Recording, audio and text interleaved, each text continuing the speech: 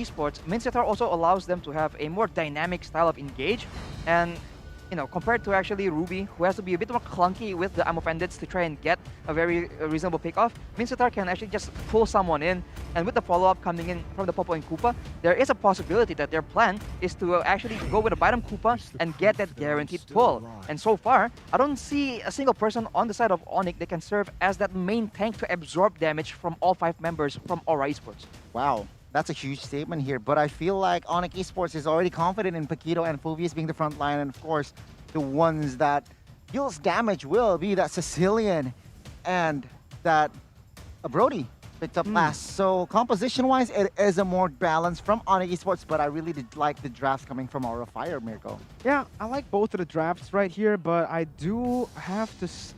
I don't know. I'm still siding with Aura Fire here in game number 2. What about you, Rashi? I think, again, I keep saying this a lot. I think some people are tired of hearing me say this, but crowd control, with Aura having so much options to try and engage, peel, and force ONIC into mistakes, I think they have the advantage as far as the draft is concerned for game number 2. So let's just jump into the portal. Let's just jump into the Land of Dawn to see, will Aura Fire clean sweep the former champion back in Season 8, or will the Porcupines force a game number 3 here, guys, because it is on ONIC Esports and Aura Fire game number 2. This is going to be a good one, man. Let's see.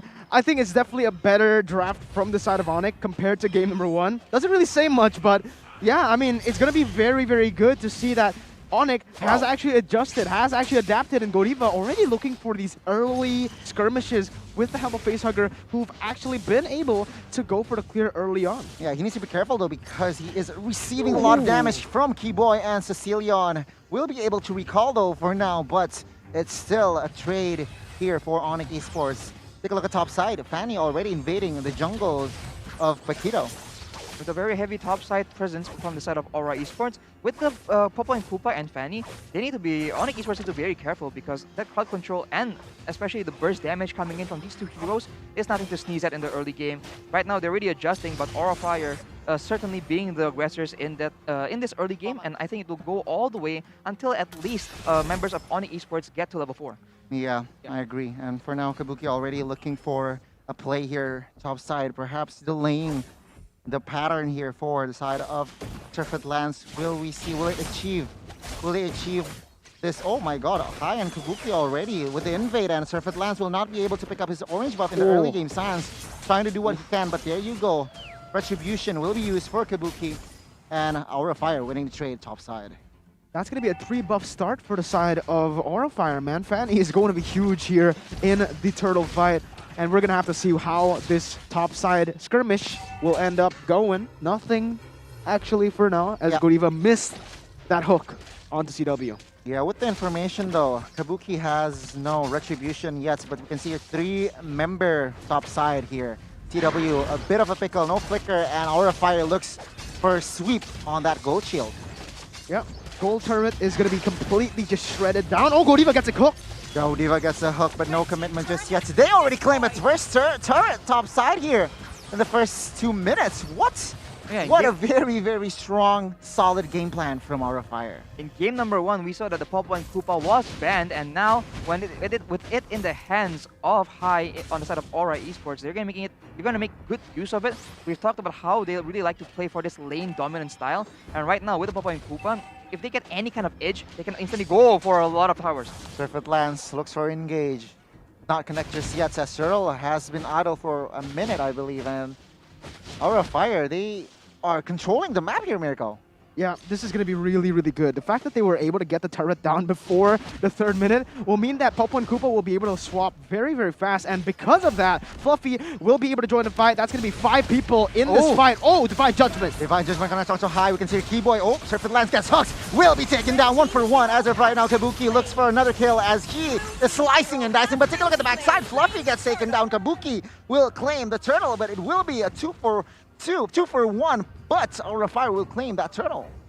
Huge, huge play by the side of Aura Fire. Not only did they get the better trade in that fight, but they were also actually able to secure that turtle. So again, remember, turret gold taken, objective as well, and they were able to get a kill on top of that. So it's a huge, huge win for Aura Fire in the 3rd minute of the game.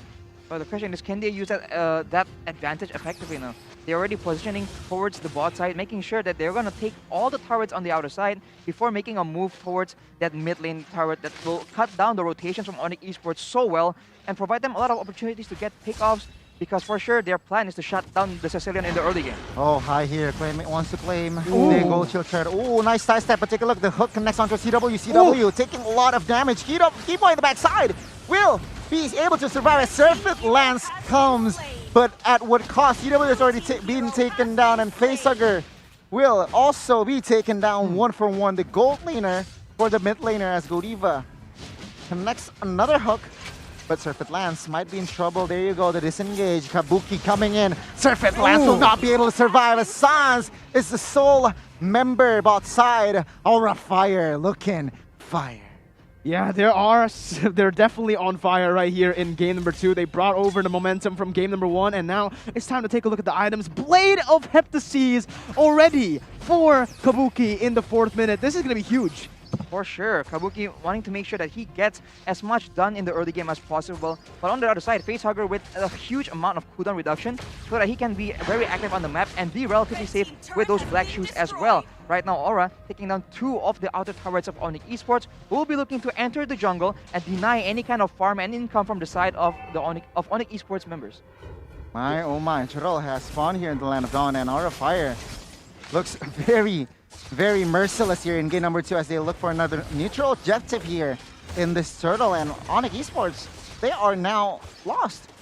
Yeah, honestly, if we're talking about how the Aura Fire is able to play the map, it's all from the Popo and Koopa. These simple things where Popo and Koopa was able to get that turret to the top side before the 3rd minute. With that, they were able to swap the lanes. Popo moved towards that bottom side, gets another turret with the turtle on top of that, will actually just create that gold lead, create that huge play as well in the bottom side. How did that play happen? It was because Lilia had free roam. He was able to rotate to the bottom side at will because, again, top side, no pressure whatsoever, and now they're just doing it the same thing again. Distracting in the bottom side, pushing it in, rotating from the mid lane, and now they're gonna get another turret. It's just really intelligent macro plays coming in from the side of Aura Fire. Once again, I gotta mention this, very different from the Aura Fire that we saw in the match against EVOS Legends. Especially with Blue on their team, Fluffy can just stay in the front and be that very insane front line, because even if he gets caught in a bad spot, he can use the split to just get out of jail, essentially as a get out of jail free card.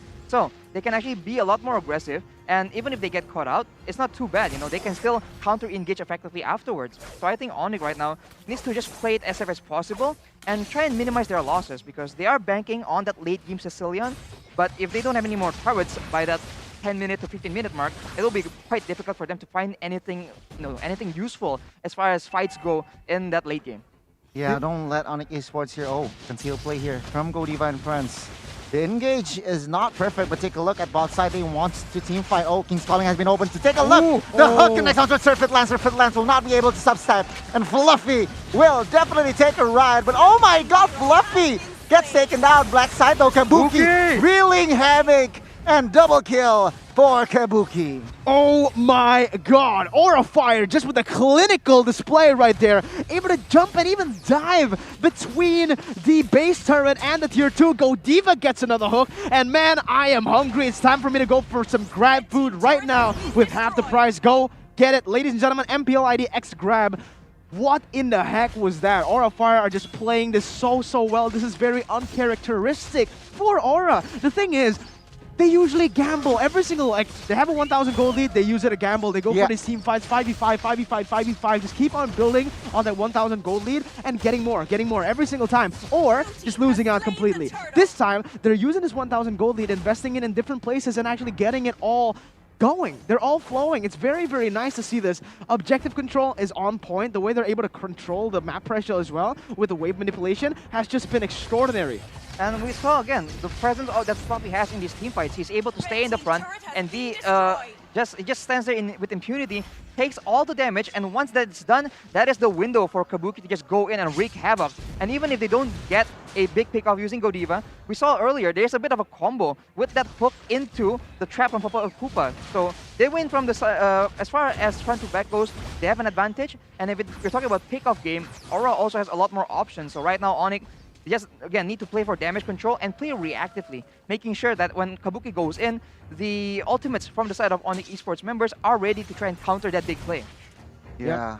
Fun fact as well for everyone watching back at home, Glue is going to be the hero that has been respected the most here in MPL Indonesia Season 9 with a total of 18 matches that he's been banned from. I mean, technically picked or banned here, with 4 times it's been picked up and also 14 times that it's been banned away. Fun fact for you guys, but this time around, it's been opened up. If Glue wins it, I think it's still going to be the only hero with a 100% win rate. Yeah. That's With Fanny. With Fanny. With Fanny, of course. And again, ONIC Esports, they are somehow desperate here defending. Of course, they really need to be careful about the economy because they might turn this game around if and only if the stacks from Sicilian is there, the damage from Sicilian is there. But my oh my, again, the drafts coming from Aura Fire they managed to extract their maximum capability here from the draft. And we were talking earlier about the lack of tanks on the side of ONIC Esports that can withstand the amount of catch and damage that Aura Fire has right now. And so, if they actually send Boots or Surfeit Lance, even though they're on a fighter here, they don't have enough sustain as of right now to withstand the damage coming in from a Lilia, from a Papa and Koopa, as well as the Fanny on Kabuki. So right now, with no one able to open up the map, Aura Fire just has full control, and they can just do whatever they want on the map right now. Yeah, and right now, Goni, it's just going to be a free lord. There's nothing ONIC can do. Base turrets, I mean, look, they only have base turrets.